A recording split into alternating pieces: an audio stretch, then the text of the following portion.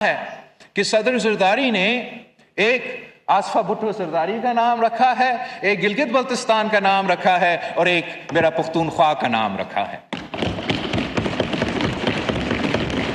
نہ صرف شناختی جناب اسپیکر،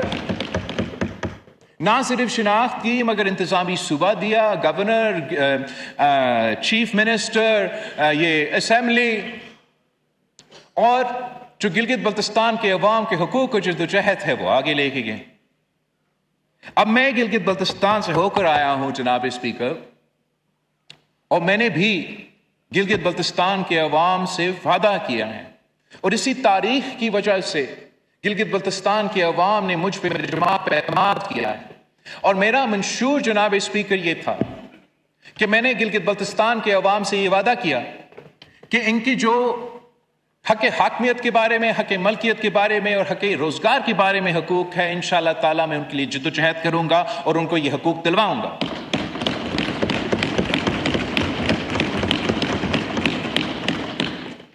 اور جو میرے جماعت اور کشمیر کوز کے ساتھ جو تعلق ہے وہ بھی کسی سے دھکی چھپی بات نہیں ہے، ہمارا تاریخی تعلقات ہے۔ میں اس ملک کا سب سے نوجوان وزیر خارجہ بھی رہا ہوں، میں ملک کی جو خارجہ سطح پر مشکلات ہیں ان کو بھی جانتا ہوں۔ یہ سارے تمام چیزیں مد نظر رکھتے ہوئے جناب اسپیکر، میں اس اسمبلی سے پوچھنا چاہوں گا کہ وہ لوگ جنہوں نے دوگرا سے آزادی حاصل کر لی، ان کو ہم کب تک اس حق سے محروم رکھیں گے کہ وہ میرے ساتھ اس ہاؤس میں بیٹھے؟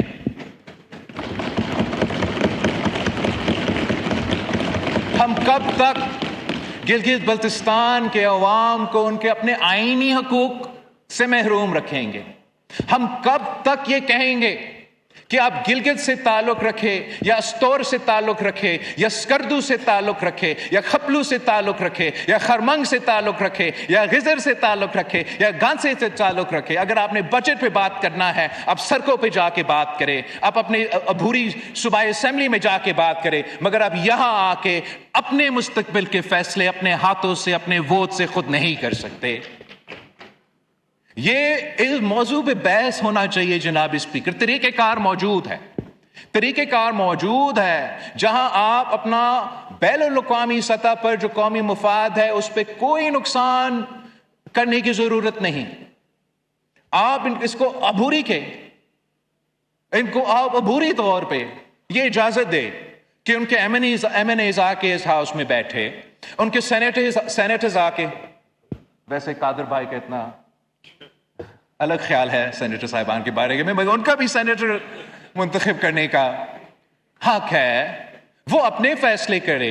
وہ آ کے اس ہاؤس میں بیٹھے اور ہم یہ لکھے کہ یہ انٹرم ڈیسیجن ہے، جب تک ہمارا پلیبسائٹ پہ ووٹ نہیں ہوتا تب تک میرا درخواست ہے، ریکویسٹ ہے اس ہاؤس سے، سیاسی جماعتوں سے، ملک کے اداروں سے کہ گلگت بلتستان کے عوام کا اس مطالبہ پہ غور کرے،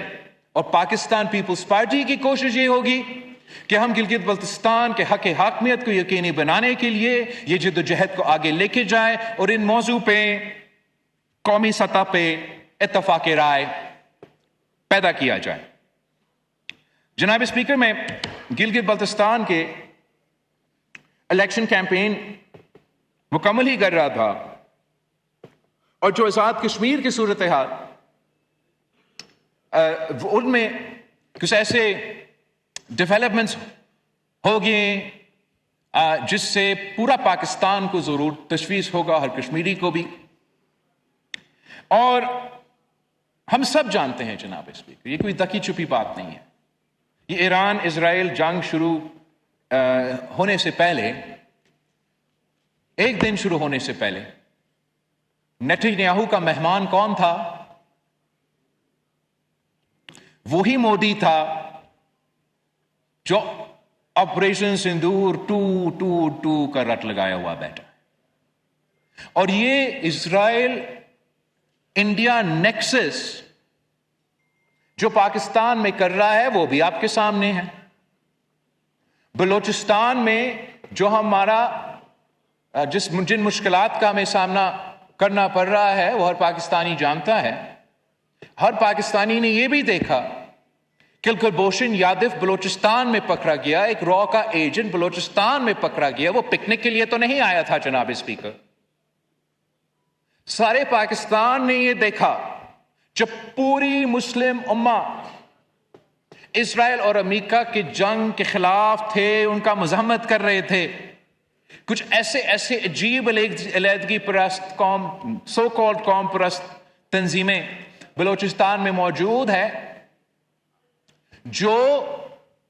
اس حملہ کو, اسرائیل اور امریکہ کا حملہ ایران پہ, اس کا ویلکم کر رہے تھے, اس کا خوش آمدید کہہ رہے تھے جناب اسپیکر.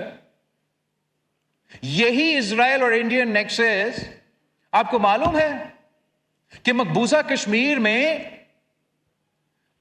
جب اسرائیل کی IDF تھک جاتے ہیں اپنا جینوسائیڈ کرتے ہوئے, بچوں کا قتل کرتے ہوئے, وہ آ کے اپنے چھٹیاں کہاں مناتے ہیں جناب اسپیکر؟ مقبوضہ کشمیر میں منایا جاتا ہے جناب اسپیکر. وہاں وہ اپنا انڈین کاؤنٹر پارٹس کے ساتھ ہوتے ہیں. مقبوضہ کشمیر میں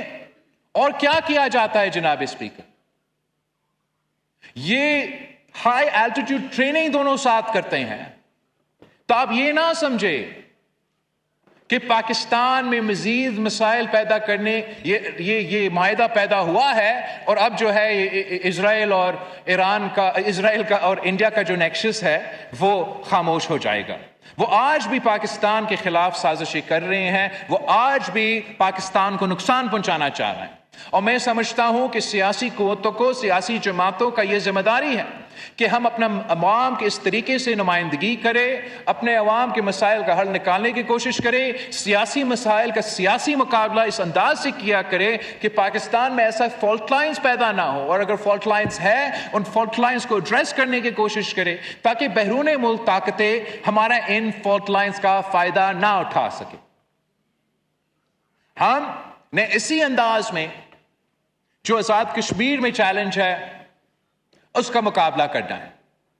ایک تو اس بات پہ کوئی دو رائے نہیں ہے, چاہے آپ آزاد کشمیر کا حکومت ہو, وفاق پاکستان ہو یا ریاست پاکستان ہو, یہ بات طے ہے, اس سے کوئی پیچھے ہٹنے کے لیے تیار نہیں ہے کہ اگر کوئی قانون اپنا ہاتھ میں لے, کوئی قانون اپنا ہاتھ میں لے کے پاکستان کی ریاست کو نشانہ بنائے, پاکستان کے ادارے کو نشانہ بنائے, پاکستان کی پولیس کو, لوگوں کو نشانہ بنائے, تو ان کے خلاف ایکشن لینا پڑے گا. ان کو قانون کا دائرے میں آ کے ان کا جرائم کا سامنا کرنا پڑے گا.